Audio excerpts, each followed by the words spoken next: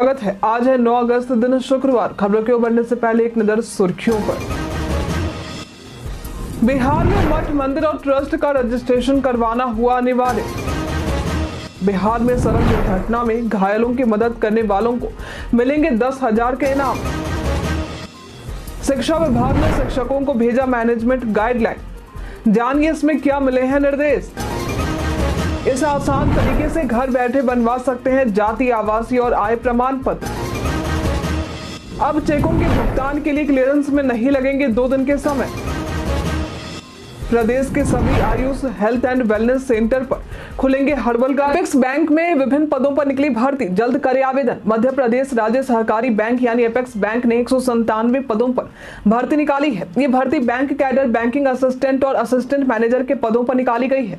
इच्छुक उम्मीदवार इसकी आधिकारिक वेबसाइट apexbank.in पर जाकर आवेदन कर सकते हैं। आवेदन प्रक्रिया शुरू है और आवेदन करने की अंतिम तिथि 5 सितंबर है। इस भर्ती के तहत अलग अलग पदों के लिए अलग अलग शैक्षणिक योग्यता निर्धारित की गई है।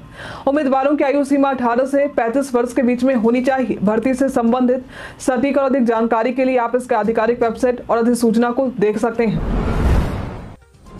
इन आसान तरीकों से घर बैठे बनवा सकते हैं जाति, आवासीय और आय प्रमाण पत्र। घर बैठे आप जाति, आवासीय और आय प्रमाण पत्र बनवा सकते हैं।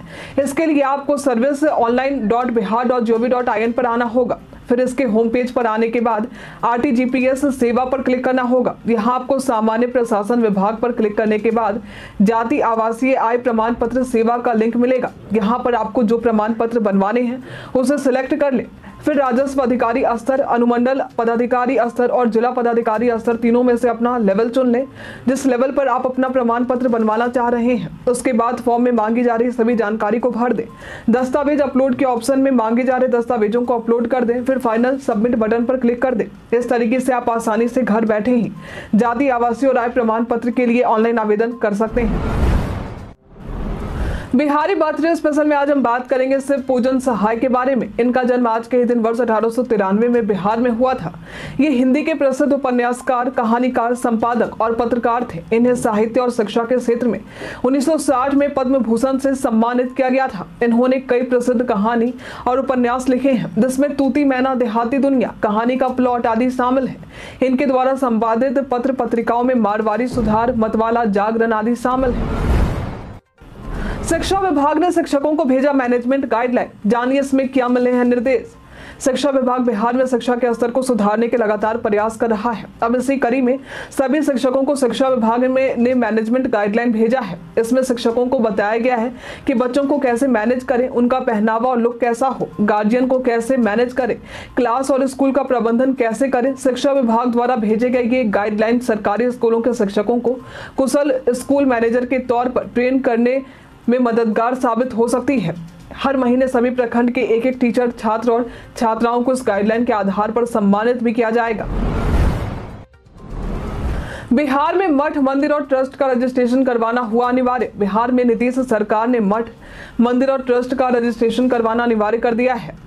इस संबंध में सभी जिले को गैर पंजीकृत मंदिर, मठों और ट्रस्ट के रजिस्ट्रेशन के लिए निर्देश दिए गए हैं। गुरुवार को इस संबंध में कानून मंत्री नितिन नवीन ने कहा है कि इनका प्राथमिकता के आधार पर पंजीकरण किया जाएगा।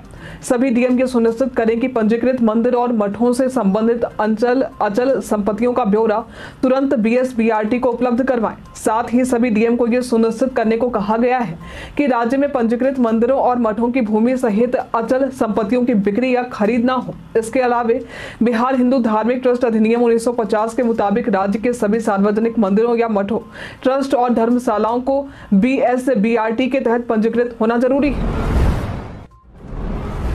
बिहार में 644 दरोगा को उनके गृह क्षेत्र में मिला ट्रांसफर। बिहार में करीब 644 दरोगा का ट्रांसफर उनके गृह जिला या उनके आसपास के क्षेत्रों में कर दिया गया है। ये वैसे दरोगा हैं जो रिटायरमेंट के करीब पहुंच चुके हैं। ट्रांसफर को लेकर स्थानांतरण समिति की बैठक बुलाई गई थी। इस बैठक में ये फैसला लिया गया कि जो पुलिस पदाधिकारी अपने रिटायरमेंट के करीब पहुंच चुके हैं, उन्हें उनके चॉइस किए गए जिले में स्थानांतरित किया जाएगा। बिहार में सड़क दुर्घटना में घायलों की मदद करने वालों को मिलेंगे 10,000 रुपए के इनाम। बिहार में लगातार हो रही सड़क दुर्घटनाओं में चोटिल व्यक्ति की जान बचाई जा सके, इसके लिए बिहार सरकार ने बड़ा ऐलान किया है। दरअसल बिहार सरकार में परिवहन मंत्री शीला मंडल ने कहा है कि घायल व्यक्ति के लिए शुरू का 1 घंटा महत्वपूर्ण होता है, उसमें जान बच सकती है। इसलिए हम लोगों ने घायलों को मदद करने वाले लोगों को पुरस्कृत करने का काम शुरू किया था। पहले 5,000 रुपए दिए जा रहे थे, अब उसे बढ़ाकर 10,000 रुपए कर दिए गए हैं। बड़ी संख्या में लोगों ने इसमें रिस्पॉन्स दिखाया है। आगे उन्होंने बताया कि केंद्र सरकार भी बिहार के इस पहल को अडॉप्ट कर रही है। वहां भी 5,000 रुपए घायलों को मदद पहुंचाने वाले लोगों को दिए जा रहे हैं। अब फोन पे, गूगल पे और पेटीएम जैसे पेमेंट ऐप से 5 लाख रुपए तक का कर सकेंगे भुगतान। मोबाइल से ऑनलाइन या डिजिटल पेमेंट की सुविधा हो जाने से हम कभी भी और कहीं भी पैसे मंगवा सकते हैं। इसके लिए अब हमें बैंक जाने का झंझट नहीं रहा। ऐसे में यदि आप पेटीएम, फोन पे या गूगल पे जैसे पेमेंट ऐप का यूज करते हैं तो ये खबर आपके लिए है। दरअसल भारतीय रिजर्व बैंक यानी आरबीआई ने 8 अगस्त को यूपीआई के जरिए किए जाने वाले पेमेंट की सीमा को 1 लाख रुपए से 5 लाख रुपए तक करने का ऐलान किया है। यूपीआई के जरिए हम आसानी से कभी भी कहीं से भी पोस्ट कर सकते हैं, जिस वजह से ये लोगों के लिए पसंदीदा तरीका भी बनता जा रहा है। लोगों के बीच इसकी लोकप्रियता भी देखते हुए आरबीआई द्वारा ये ऐलान किया गया है। प्रदेश के सभी Ayush health and wellness centre पर खुलेंगे हर्बल गार्डन। प्रदेश में आयुष हेल्थ एंड वेलनेस केंद्रों पर अब हर्बल गार्डन भी देखने को मिलेगा। इस हर्बल गार्डन में कई तरह के औषधीय पौधे लगाए जाएंगे। जो भी मरीज वेलनेस सेंटर पर इलाज के लिए पहुंचेंगे, उनके इलाज में इस औषधीय पौधे का उपयोग किया जाएगा। इस बारे में राज्य आयुष समिति में राज्य कार्यक्रम पदाधिकारी डॉक्टर धनंजय शर्मा ने भी जानकारी दी है। उन्होंने बताया है कि राष्ट्रीय आयुष मिशन के तहत देश के सभी राज्यों में आयुष हेल्थ एंड वेलनेस केंद्र खोले जा रहे हैं। इन वेलनेस सेंटरों पर अंग्रेजी दवाओं की बजाय आयुर्वेदिक और जड़ी बूटियों के जरिए मरीजों का इलाज किया जाएगा। स्वास्थ्य विभाग में 45,000 पदों पर जल्द होगी भर्ती। बिहार में स्वास्थ्य विभाग द्वारा जल्द ही 45,000 पदों पर बहाली की जाएगी। हालांकि अभी तक इसे लेकर किसी तरह के आदेश नहीं मिले हैं। आरक्षण को लेकर अभी भी संशय बरकरार है। सामान्य प्रशासन विभाग के आदेश का इंतजार है। आपको बता दें कि जून में ही 45,000 रिक्त पदों पर स्वास्थ्य विभाग ने नियुक्ति प्रारंभ करने के निर्देश दिए थे। अब मीडिया में चल रही खबरों के मुताबिक रिक्त पदों पर नियुक्ति के लिए 65% आरक्षण को आधार बनाकर रोस्टर क्लियर कराया गया और नियुक्तियों की प्रक्रिया शुरू की गई थी।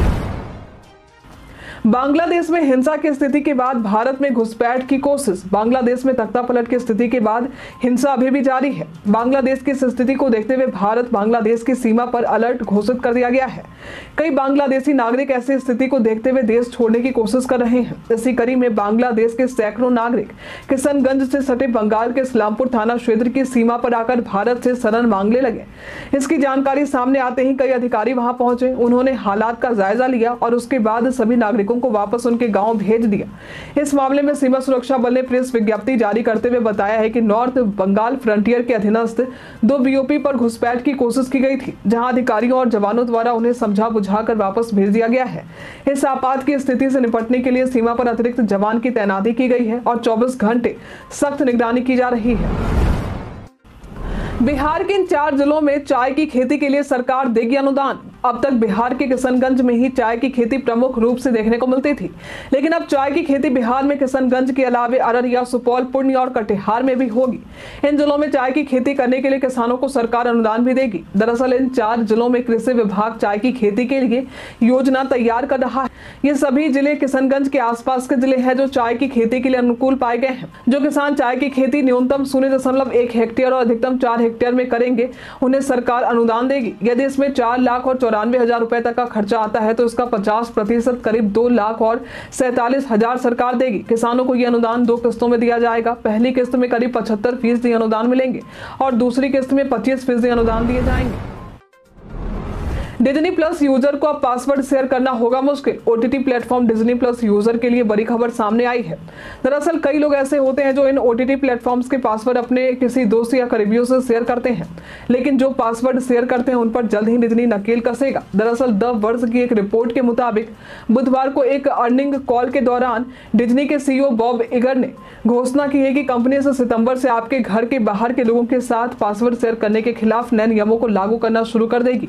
हालांकि इसके लिए क्या कदम उठाए जाएंगे अभी तक कुछ साफ तौर पर नहीं बताया गया है। मुख्यमंत्री उद्यमी योजना का इतने लोगों को अब तक मिला लाभ। बिहार सरकार प्रदेश के बेरोजगार युवाओं के लिए मुख्यमंत्री उद्यमी योजना और लघु उद्यम योजना चला रही है। इस योजना के तहत अभी तक 40,000 युवाओं को फायदा मिल चुका है। हालांकि सरकार का लक्ष्य 50,000 का है। इस संबंध में उद्योग मंत्री नीतीश मिश्रा ने कहा है कि इस साल अभी तक 5 लाख लोगों ने उद्यमी योजना को लेकर रजिस्ट्रेशन करवाए हैं। यदि आप भी इस योजना का लाभ उठाना चाहते हैं तो आवेदन कर सकते हैं। आवेदन करने की अंतिम तिथि 16 अगस्त है। इस तारीख से संबंधित अधिक जानकारी के लिए आप टोल फ्री नंबर 1800-345-6214 पर संपर्क कर सकते हैं। कॉल करने का समय सुबह 10 बजे से शाम के 5 बजे